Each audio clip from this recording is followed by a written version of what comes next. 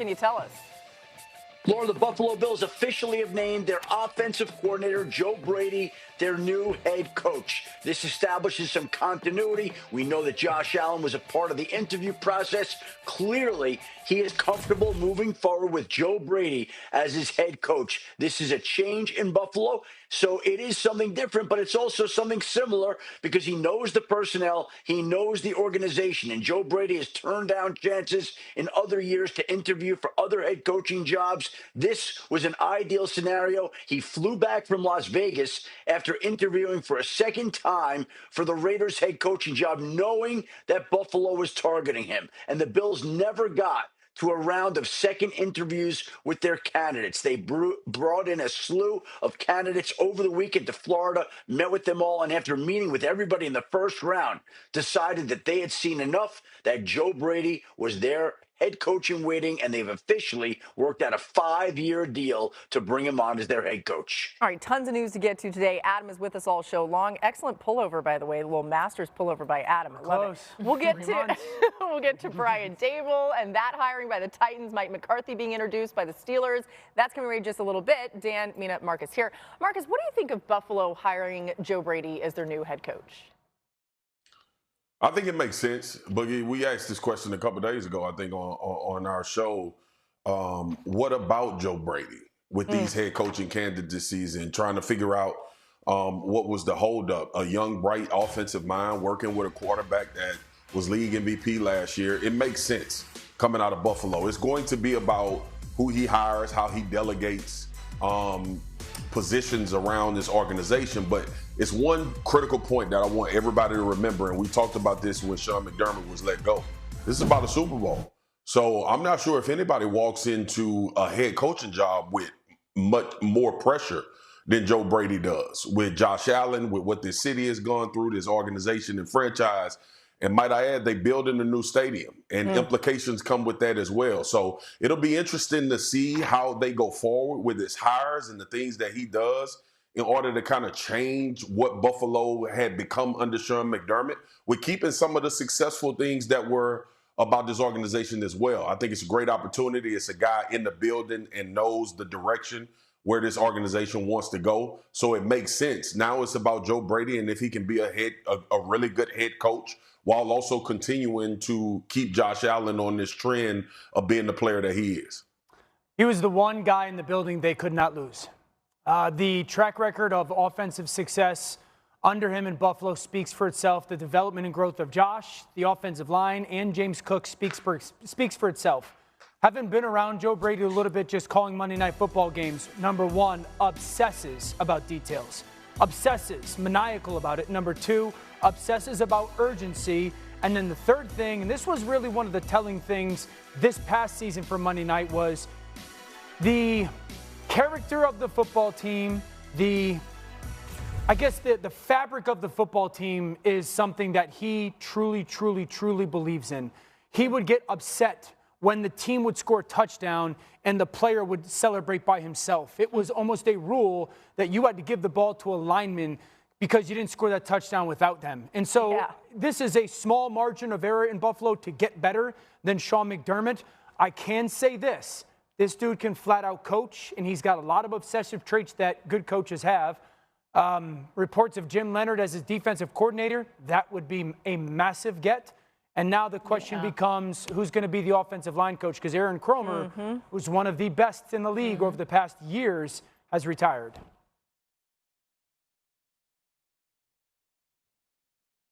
Mina? Oh, I was told Schefter wanted to jump in. Sorry. All right. Would he like to you know jump what? in here? We're not hearing from Schefter, so go ahead, Adam. Go ahead. Okay, well, Dan brought up the name Jim Leonard, who is the Broncos pass game coordinator on defense, and he is going to be a leading candidate. Okay. There's a process that they still have to go through before they would get to hire him, but that would be a logical defensive coordinator in time, a huge addition to the Buffalo staff. We'll see if it happens, but they obviously have a number of interviews to get through before they could hire him, but that is somebody that I would pay close attention to in this process. Yeah, I would love that. To go back to Dan's initial point about them not wanting to lose Joe Brady, I can't help but think the Bills and maybe some other teams in the future looked at what happened in Tampa and saw Liam Cohen walk out that door and wonder if they might have similar regrets that I do feel a lot of people in Tampa have now, watching the success Cohen had too, leaving for Jacksonville.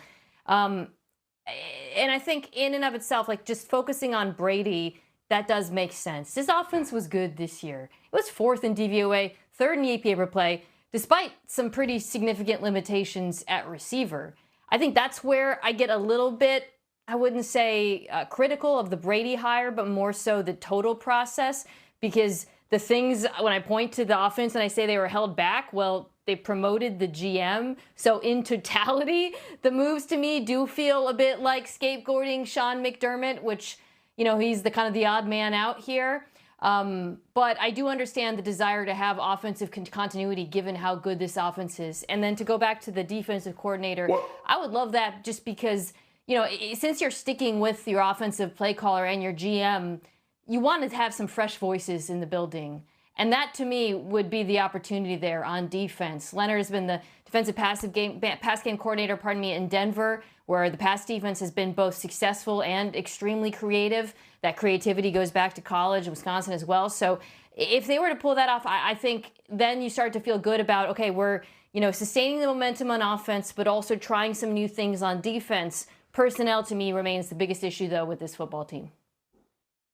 Yeah, what the reality is, I'm not worried about defense because this hire was made for Josh Allen. And when you move forward as a football team, when it's Joe Brady and Josh Allen, this is going to be all about them and the success of this football team. If they don't have that success, we're not going to talk about the defense. We will on this show because we'll break film down. But the overall narrative will be about Joe Brady and Josh Allen, and this was supposed to be a level up from Sean McDermott. MK, you and Dan and RC and I were sitting on here like, I don't know if I like this move getting rid of Sean McDermott, which is why I alluded to the pressure that Joe Brady is under taking over as the head coach. Look, I just don't want people to be mistaken that this is going to be about some revival with Jim Leonard and the defense. We will not talk about that if this team does not have success. We will talk about this marriage between Joe Brady and Josh Allen and this team going further in the playoffs, because that's what the hire is about. We all acknowledge that when this happened with Sean McDermott. Will the margins change, and will this team be in the AFC Championship and a Super Bowl in the next 2 years? I'm giving them 2 because year one, some things may happen. But that is what this is about. That's why I think Joe Brady, out of all of the new head coaches that are being announced, is under the most pressure to win the big one or play in the Super Bowl, and it's going to be directly correlated with him and Josh Allen. Him and Mentor. This was a pressure-filled job no matter who was going to get it. I agree with that. The Bills, by the way, you guys are mentioning how good the offense has been with Joe Brady. They're 31-10, averaging 29.1 points per game since promoting Brady to offensive coordinator in Week 11 of 2023. So it's not all about that, though, as Marcus said, because they've got to win championships. All right, more coaching news to get to. Coming out of Tennessee, Adam, what's the latest there? Well, Laura, Brian Daboll did not get the Buffalo Bills head coaching job. He's still up for the Raiders head coaching job, though they haven't hired him. And that would tell you that it doesn't seem like it's going in his direction. And if he doesn't get the Raiders head coaching job, he is set to become the offensive coordinator for the Tennessee Titans, where he would get to work with Cam Ward, the quarterback that the Giants tried desperately to trade up to draft before the draft last year. Couldn't get it done. Brian Daboll didn't get a chance to trade for him last year, but now would be joining forces with the new Titans head coach, Robert Saleh, in Tennessee. And that would mean that it would be New York, with 2 former New York head coaches, Saleh and Daboll, in Tennessee to try to turn around the Titans and elevate Cam Ward's performance. Yeah, it's interesting. I like this hire a lot. Daboll's shown the ability, right, to work with some young up-and-coming quarterbacks in his last few stops. He was the Bills offensive coordinator for Josh Allen's first 4 seasons in the league. We saw success there. In his first season with the Giants, he inherited Daniel Jones, made the playoffs. And then, of course, there was Jackson Dart, so you know about that, what he was able to do with him. But he threw 15 touchdowns, 5 picks. Earlier in his career, he was a quarterback coach for Brett Favre during his Jets season. I'm not sure many people even remember that. But, Dan, do you like this fit? I really like the fit. Kind of to the points that Schefter and you made. One, I like the fact that Saleh has somebody else who's been a head coach, you know, so like there's the ability to be the head coach of the defense in many ways and then head coach of offense. 2, Brian Daboll's track record for the young quarterbacks, Laura, you pointed out, speaks for itself. The big thing for Brian Daboll is continuing to push Cam Ward to slightly calm some of the loose mechanics down and not take away his special talents. If he can find that sweet spot where you're not trying to coach the magic out of him, special out of him, and you could just really get him to be more consistent, then you've got a really, really, really high-end player. If he could do that, I like it. Yeah, I echo a lot of those sentiments. I think the thing that I like about this, and that would give me some encouragement if I'm a Titans fan, is not only has he coached a number of different young quarterbacks, he's completely altered his offense to fit the skills of each of them, right? Going back to Buffalo, we talk a lot about Josh Allen's development, but y'all remember that offense, that was all gas. The 10 personnel, throwing a lot, getting him to become a more disciplined quarterback in that process as well. And then, of course, the QB run element. Then in New York, Daniel Jones's best season, although to this, he also had a great season, obviously, in Indianapolis, but to that point, wildly different. The boots, the designed quarterback runs, lots of zone reads. That offense did not throw down the field at a high rate. He wanted Daniel Jones to protect the football and to compensate for the offensive line. And then to Jackson Darts and differences as well. There's through lines. You'll see a lot of RPOs, I think, you know, and I imagine that'll continue with Cam Ward. Some college principles as well. But I think just for me, that flexibility from quarterback to quarterback is what is most appealing, because you don't want a coach to come in with this young quarterback and say, this is my offense, you're going to have to play this way. He's going to have to tailor it to the skills of Cam Ward. Yeah, I'm looking forward to seeing Tennessee play next year. I think this was a major move for this organization. And think about it. The coach that they let go is about to play in the Super Bowl that we're about to go cover in San Francisco. So when you look at Robert Saleh, y'all know I'm a huge fan of him and what he did, not only with the Jets, but in San Francisco with that defense and what he was able, how those guys competed. Sometimes you look at the response of players more so than the X's and O's. And I think these are two guys that gets the response out of players to elevate them not only as football players with development, but also give them a reason every week to go out and compete at the highest level. I think, honestly, that's the most successful trait of a really good head coach, is that these guys will run through a brick wall for you, or a coach leading a unit. Brian Daboll, I've known him since he was at Alabama. Boogie, you've known him. We know he's fiery, but guys love playing for him. And Robert Saleh, to me, seems like the antithesis of a guy that football players love to be around and want to max out as players around him. They have two cornerstones as well. Dan, I heard you talk all season about Cam Ward and how talented you think he is. So Brian Daboll developing Cam Ward, based on what you've talked about and what we've seen, he can become one of those guys that you believe can be a franchise leader. Okay. And the cornerstone on defense that Robert Saleh is working with is Jeffrey Simmons, a guy that is phenomenal, a great leader. He plays one of what y'all know the most important position for me on defense right now. So it's not like you're walking into a situation where you're going to look around the locker room and not identify that we already have a lot of the makeup to be a successful football team. So I love this. Two former head coaches, two guys that I think get guys to play for them beyond the X's and O's. And I think that part is going to pay major dividends for the Tennessee Titans, especially coming off this redo that they had that didn't look so successful in the beginning. Yeah, Cam Ward's not going to shy away from intensity either. He wants to be great. We saw that a few times even this year at the podium after he felt like the team fell short. Guys, it's been an action-packed day of news. We've still got a lot more to get to, and there could be more. Begins in Pittsburgh today as Mike McCarthy officially introduced as the Steelers head coach, the fourth in franchise history. Remarkable, right? So what does a new voice mean for the standard in Steel City? Let's hear from Mike McCarthy. I mean, definitely. I mean, I don't see why you wouldn't, but you know, I think just like anything, you know, knowing Aaron long enough, going through seasons, you know, I think when players, to see Mel Blunt here, I mean, when guys are up at that stage of their career, they need to step away and decompress. I think that's very important, and and I have spoken to Aaron, and so that's really where we are there. But I was able to sit back and watch the games. I watched most of the Pittsburgh games on TV. And I thought he was a great asset for the team. Yeah, definitely. I will call the plays on offense, and so that obviously we'll run the offense. But these coaching staff, it's a bigger challenge each and every year. And I just think there's more moving parts to it. But it's been very fluid the last 48 hours. So. Hey, so a lot of interesting in there, and we'll get to all of it. All that. Play caller, he's spoken to Aaron Rodgers. Marcus, I'll come to you first. You think Rodgers coming back to Pittsburgh would be the right move if it happens? I mean, based on where Pittsburgh is now, what other choice do they have? Look, I'm going to keep this brief. Mike McCarthy, congratulations. It's phenomenal. You're back in the league. You're a head coach. If they don't figure out this quarterback position for the future, we're going to be having the same conversation next year, and the year after that, and the year after that.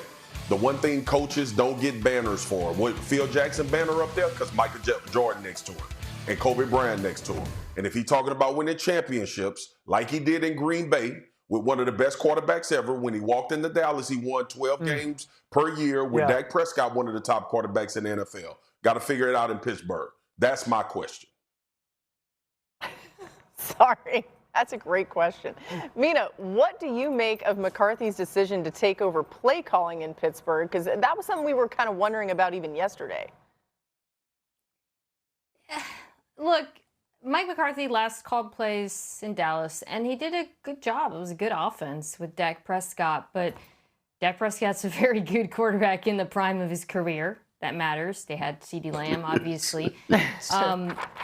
Yesterday, when we talked about this news, the Mike McCarthy news, I said, let's withhold judgment because I liked the idea of him coming in as a CEO type and them not doing a full rebuild, but a reset, right? Like not just trying to go all in and do more of the same, going younger at quarterback, trying to bring in maybe a new offensive mind and trusting that McCarthy could oversee it all.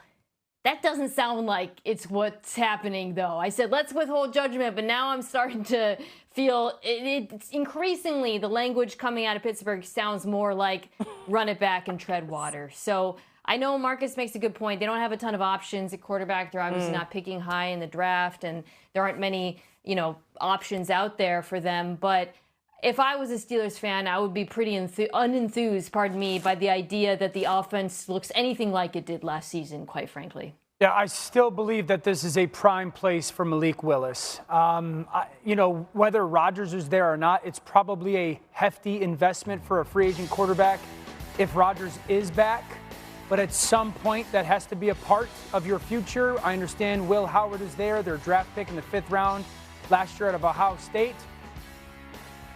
Malik's going to command a lot of money. This is what I would say about Pittsburgh as well. We talked about them and Coach McCarthy in the quarterback spot. If Aaron's back or not, they need more and better receivers. This is an offense. Mike McCarthy, his offense needs receivers. This is a offense that was one guy and tight ends. One guy, tight ends and backs. They need more wideouts in Pittsburgh.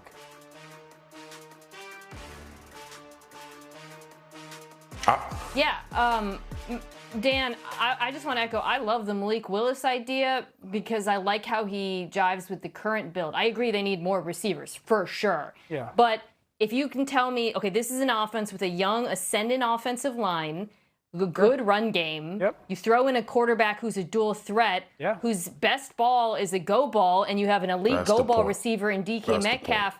That's something to build off of. You do need more receiver talent, no doubt. But I love how he would fit with the current offense. Now, I will add one more thing. That's not an offense that we've seen Mike McCarthy call, right? 100%. Like, that's a very different stylistically from what we've seen from him. But I like a chance to compete at the Droplight Grand Park Sports Campus. Back to the breaking news of the day. A lot of it starting in Tennessee, where the Titans are set to hire former Giants head coach Brian Daboll as their offensive coordinator, this being contingent upon him not getting the Raiders head coaching job. Daboll, known for quarterback development, now takes on his next challenge in the Titans' top overall pick, Cam Ward. And to Buffalo, where the Bills have promoted offensive coordinator Joe Brady to head coach on a 5-year deal. Brady replaces Sean McDermott, who was fired last week after the Bills were eliminated in the AFC divisional round of the playoffs. Let's bring Jeff back in here. Jeff, you like the Joe Brady hire for the Bills?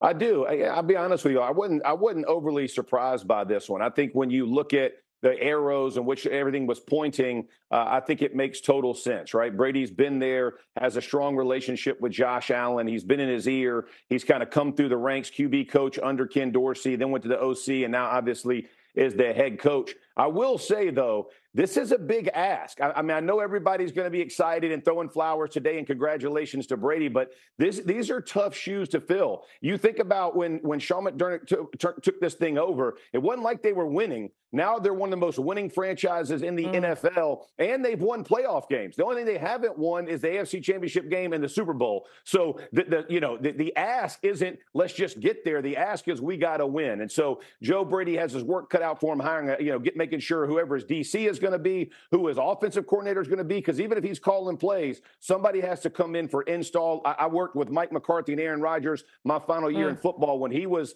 the head coach and the play caller, but Tom Clements basically installed everything. So finding the right fit for that, all of those things are going to have to be situated here in the next few weeks to get this thing off and running for OTAs, which are just right around the corner.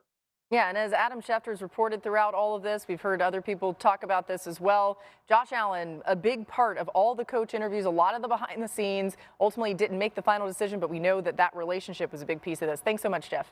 Absolutely. Have a great one. The Falcons held their introductory press conference for new head coach Kevin Stefanski today. No real surprise that he was asked at length about his two quarterbacks, Kirk Cousins and Michael Penix Jr. I will tell you, obviously, Michael is somebody I'm very excited about, and his rehab is what's most important right now. And I saw him in the training room this week. He's, as you can imagine, attacking his rehab. And then when it comes to Kirk, obviously I have a previous relationship with Kirk, but I don't know if it's the time yet to talk about all positions and those type of things, but those type of conversations will come in due time. Dan, how should Stefanski approach this quarterback position in Atlanta? Try to get Kirk Cousins? Yeah. Michael Penix is, yes, talented, and there's been moments that he's had success, but the performance on the field hasn't said, yup, home run pick. There's been some good, and then there's been some not so good. Doesn't give the ball away a ton, but a lack of consistency. I think the second thing is the injury history is real. And he tore his ACL this past year. When is he going to be healthy enough?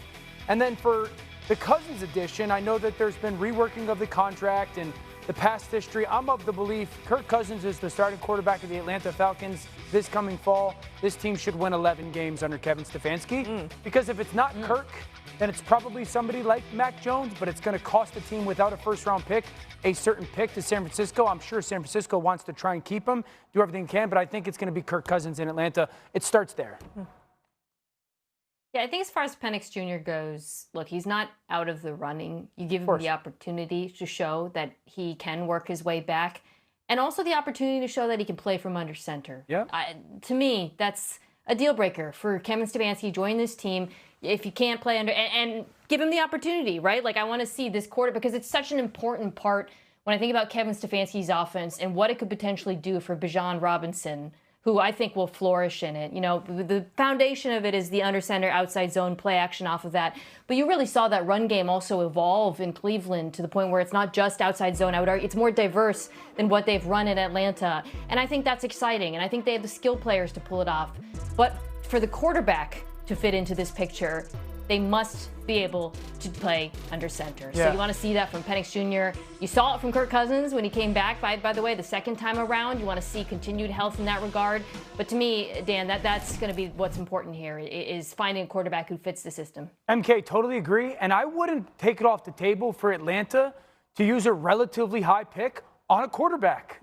If you're Kevin Stefanski and you just had your experience that you just had in Cleveland, I understand that they don't have their first rounder, but you don't have you have the experience of the past where you were just floating through quarterbacks, and you're Matt Ryan, and you're sitting there with this new role, and it's like, okay, I've got this older player, Kirk Cousins, that obviously can still play, but he is older, and he does have the injury, not too distant himself, and then a younger player that's unproven and unhealthy. The last thing you want to do with this hire of Kevin Stefanski is place him in a relatively quarterback situation that he just had in Cleveland without a long-term high-end plan. That's interesting. I just wouldn't be surprised by it. Yeah, it was interesting too, you guys. We had the Falcons on Monday Night Football against the Rams for the latter part of the season, and Kirk Cousins was very candid about, he's like, I'm going to be out of here. I'm not going to be here. Now, obviously, things have changed dramatically since then, but I'll be fascinated to see how he feels about sticking around. I think Stefanski may have to recruit him, so to speak, a little bit.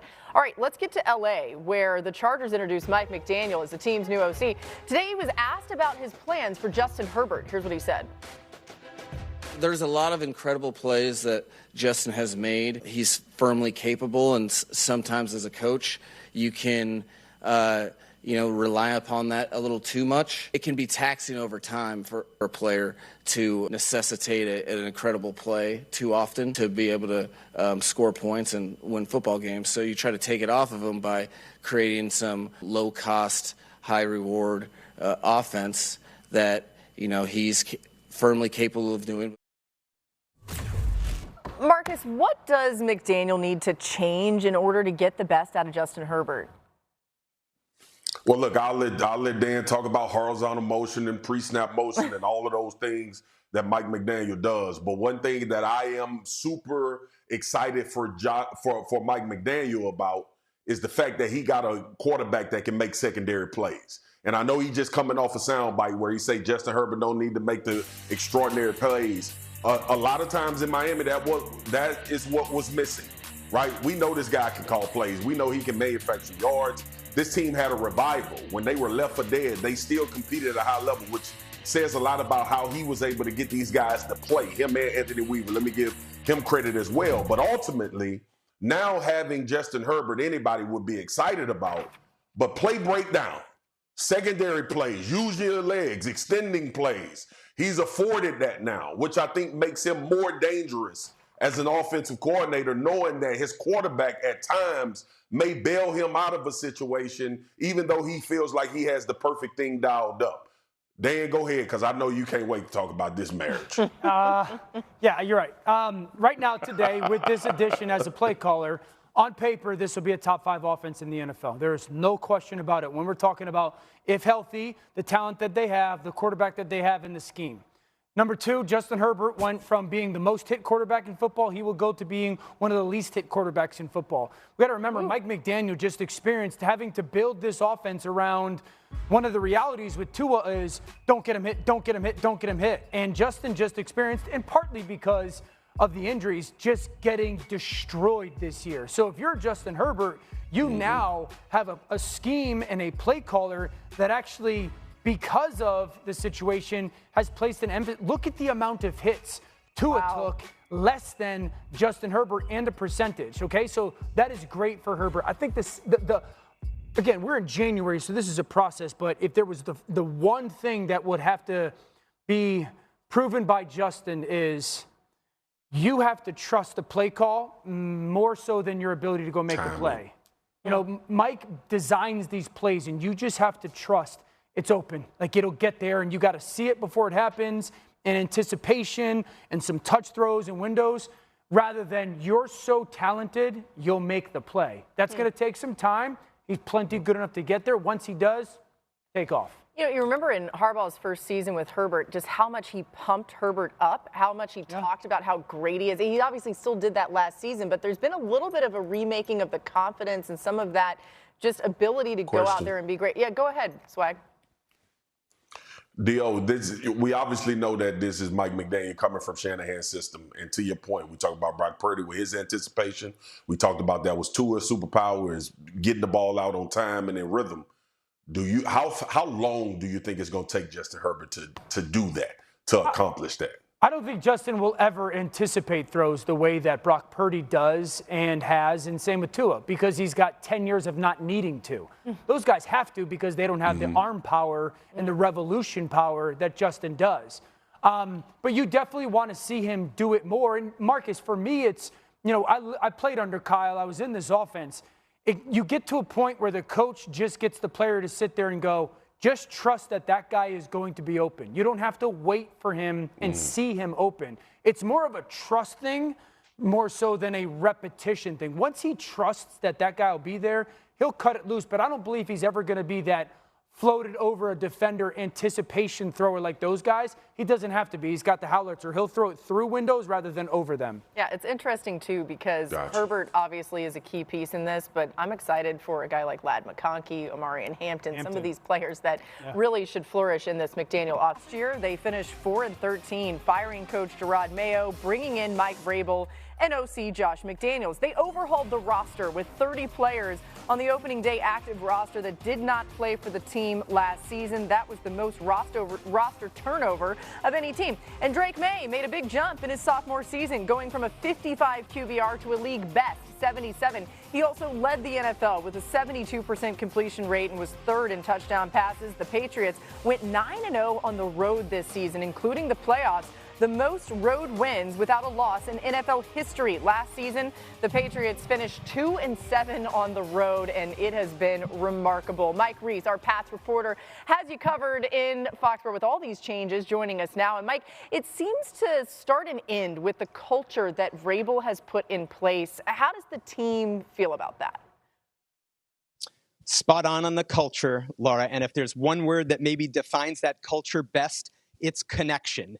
Vrabel wants the players to feel connection in the locker room throughout and beyond. And the players say they do feel it. I think you try to have a core belief in what you do. And I think you try to be consistent with that. But I think you also have to be, authentic. Again, I talk about how much time we spend together. And so I think it goes all the way back to when, they don't care how much you know until they know how much you care. Being able to hear guys' stories and things like that, even if you don't talk as much in the locker room, just having guys go up in a room and talk about things that they've been through and how they got to where they are now. I feel like I was just able to know guys on a deeper level in that aspect. I'll give you an example of that caring and connection that happened just yesterday. Patriots get back from Denver around 4:30 in the afternoon. They had been staying overnight, delayed.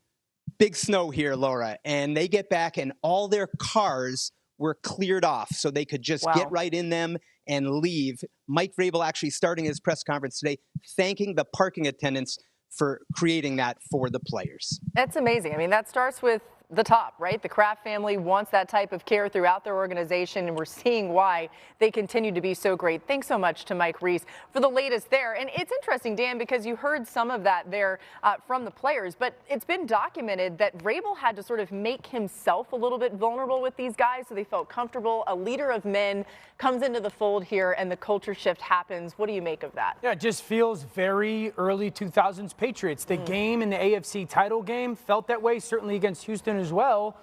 And what Mike Vrabel has done this year, it's not hyperbole, is historical. There has been one coach in the history of the NFL that has done what he's done. Guess who it is? Bill Belichick, somehow. So what is this? This is saying is a coach took over a team, and that team had 5 or fewer wins the season previous, and within that first 2 years, Belichick did it in his second year. Vrabel obviously has done it in his first, takes him to the Super Bowl. I have no idea how this happened in New England again. That's crazy. But the fact that and when you look at it, because I remember a week or two ago, we detailed and documented the Houston rebuild. Yeah. It was about a 3-year rebuild. Right. This is really a 1-year rebuild. I think Mike Vrabel's been the head coach in New England for about 400 days. They have acquired so much talent in that window, but also wins. The fact that he's got them in the Super Bowl, it's historical. Well, and you can acquire talent, right, but maybe they're not the right fit. Maybe they're not going to come together as a group of men that's going to go on a run to make it to the Super Bowl. That part of it, I think, is remarkable. The other thing, too, it took some boldness, right, for them to move on from Mayo and needed to do it, but 100%. Then to bring in Vrabel after just 1 year of the Mayo regime. It's amazing to think what they've done, and, of course, it feels like they're only just getting promoted. Offensive coordinator Joe Brady to head coach on a 5-year deal. Brady replaces Sean McDermott, who was fired last week after the Bills were eliminated in the AFC divisional round of the playoffs. Mina, when you think about this, how can the Bills organization set Joe Brady up for success? What do they need to do? Yeah, there's issues with this roster, guys. And I don't want to be a broken record on the GM being the issue and keeping his job and being critical of that. But I do think it's hard not to think about it when you look at this team, because the positions where they arguably need the most help are like the most expensive positions in football. Yeah. Wide receiver, pass rusher. Joey Bosa was a free agent. They got to get faster there. The offensive line, which has been the strength of these team, has 2 free agents, 2 very good players, Connor McGovern and David Edwards. So you might not be able to count on that sort of offensive line dominance in the run game the way they did last year. And then defensively, they just got to get younger and faster at multiple positions. At linebacker, safety is an issue. There's a lot. Now, they're up against it with the cap at the moment. There's moves that they can make to restructure some of the big deals to clear it, but they're still not going to have a ton of room to work with regardless. So, Joe Brady, it's a desirable job. You got the quarterback, you're a very good play caller, but it's not that easy, especially given, of course, as Marcus laid out at the beginning of the show, the bar that you have to clear as head coach. No doubt, MK. Look, I'm just excited to hear Joe Brady talk. Okay, I want to hear what his plan is. I want to hear what he thinks about this organization and where they stand right now. I'm sure we're going to get a lot of positives, but through these pressers, we've been around them long enough, us 4 sitting here, and RC as well, to find those little tidbits or those little hanging things that he didn't say, but we heard and understand the direction. So to Mina's point, there's a lot of things that need to take place from a roster building standpoint. But ultimately, I want to know what Joe Brady's direction for this football team is, because that is going to be vitally important, the messaging, when he first speaks about being Buffalo's head coach. Yeah, Marcus, you said something before that I've been thinking about, that this is the most pressure-packed head coaching hire of this offseason. Yeah. And then I said, well, Jesse Minter as well. And that's probably right there true. But I do agree that now, because Joe was hired from within, and he's had the success, and obviously what the expectation is, I think there's a ton of pressure on him, more so than any other hire. I would agree with that. I would say this, though. I think that this organization, if you had to ask or find one word that I truly in my gut feel that this team needed to take a step forward in, it would just be aggression. It hasn't been an overly aggressive offense, and it hasn't been an overly aggressive defense. Joe Brady, make this offense more aggressive. And if you do get Jim Leonard as your defensive coordinator, he learned from Rex Ryan. He will. Be aggressive. Rex Ryan, yep. If you're looking to find that one final step, I think it's in that. And it felt like if they're going to make this change the way that they did, they've got to make a change, right? Joe Brady was already in the organization, but certainly will be different than Sean McDermott.